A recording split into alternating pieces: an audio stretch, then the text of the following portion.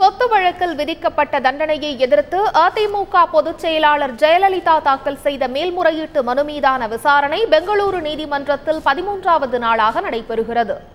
ஜெயலலிதாவின் 66 கோடி ரூபாய் சொத்துக்கான பட்டியலை வழக்கறிஞர் நாகேஸ்வர ராவ் நீதிமன்றத்தில் தாக்கல் செய்தார்.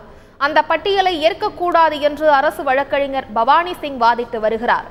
இதுகுறித்து எமது செய்தியாளர் பாரதிராஜன் தரும் தகவல்களை கேட்போம்.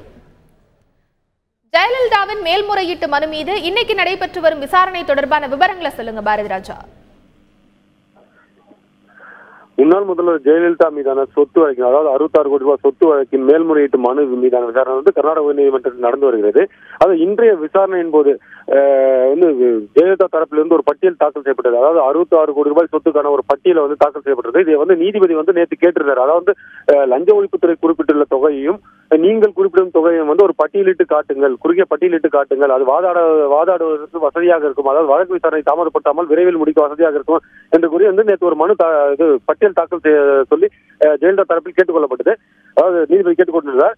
இதைத் தொடர்ந்து இன்னைக்கு அந்த பட்டியலை ஜெயலலிதா தரப்பிலிருந்து இன்று காலை நீதிமன்ற வழக்கு விசாரணை துவங்கியுடன் தாக்கல் செய்யப்பட்டது.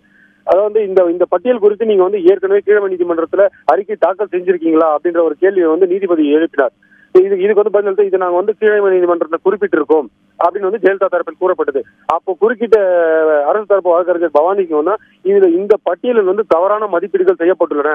அதாவது இந்த 66 கோடி ரூபாய் சொத்தை வெவ்வேறு நபர்களுக்கு பிரித்து காட்டப்பட்டுள்ளது, அதாவது 4 பேருக்கும் பிரித்து காட்டப்பட்டுள்ளது. ஆனால் கீழமை நீதிமன்றத்தில் இது அனைத்தும் ஜெயலலிதா தரப்பிலேயே வரப்பட்டது என்று கூறிதான் இந்த தீர்ப்பை வழங்கியுள்ளது. எனவே இந்த மதிப்பீடு பட்டியலை நீதிமன்றம் ஏற்கக்கூடாது. அரசு தரப்பில் நான் அரசு சார்பில் புதிய பட்டியலை நான் விரைவில் தாக்கல் செய்கிறேன். அதை பார்த்த பின்னர் இரண்டையும் ஒப்பிட்டு முடிவெடுக்குமாறு நீதிபதி கேட்டுக்கொண்டார். மேலும் இதனிடையே லஞ்ச ஒழிப்புத்துறை போலீசாரையும் அழைத்து இது தொடர்பாக நீதிபதி கேள்வி எழுப்பினார். இந்த பட்டியல் முறையாக கணக்கிடப்பட்டிருக்கிறதா, யார் கணக்கிட்ட அதிகாரி யார் என்ற ஒரு கேள்வி எழுப்பினார். அப்போ இந்த பட்டியலை இந்த சொத்து பட்டியலை அரசு தரப்பில் சேகரித்து விசாரணை அதிகாரி நல்லம நாயுடு என்ற ஒரு பதிலை வைத்தார். இப்போது ஆஜர் இருப்பது வேறு ஆளாக இருக்கிறது, நீங்கள் எப்போது பதவியேற்றீர்கள், நான் இந்த பதவிக்கு சிறிது காலமே ஆனது அப்படின்ற ஒரு பதிலை லஞ்ச ஒழிப்புத்துறை அதிகாரி ஒருவர் தெரிவிக்கிறாருங்க.